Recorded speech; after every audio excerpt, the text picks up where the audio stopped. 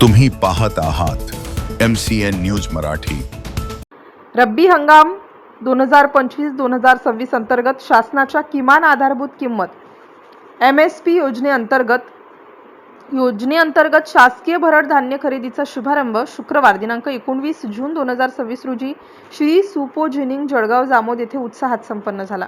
जळगाव जामोद मतदारसंघाचे आमदार डॉक्टर संजय कुटे यांचे हस्ते खरेदी केंद्राचे उद्घाटन करण्यात आले। यावेळी प्रगतिशील शेतकरी गटमने व पांडे यांचा शाल व श्रीफळ देऊन सत्कार करण्यात आला।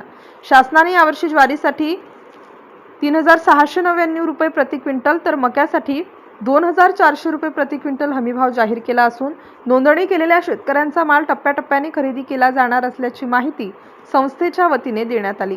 कार्यक्रमाला राष्ट्रवादी काँग्रेस पक्षाचे जिल्हाध्यक्ष तथा कृषी उत्पन्न बाजार समितीचे सभापती प्रसेनजित पाटील, समाधान उर्फ नानासाहेब पाटील, जिनिंग प्रेसिंग सोसायटीच्या अध्यक्षा सौ स्मितलताई प्रसन्नजित पाटील, तहसीलदार पवन पाटील, सुप्रो जिनिंगचे अध्यक्ष किशोर केला, खरेदी विक्री संघाचे अध्यक्ष विठ्ठलराव वाघ, गजानन सरोदे, पुरवठा निरीक्षक अधिकारी गायकवाड, पुरवठा निरीक्षक परीक्षित आठवले, शासकीय धान्य गोदाम व्यवस्थापक विश्वासराव खुपसे, व्यवस्थापक ज्ञानदेव धुमाळे, सय्यद मोइनुद्दीन, अमोल धुमाळे, रोहित गवई, मयूर पाटील, सय्यद जब्बार यांच्यासह कर्मचारी व शेतकरी बांधव मोठ्या संख्येने उपस्थित होते।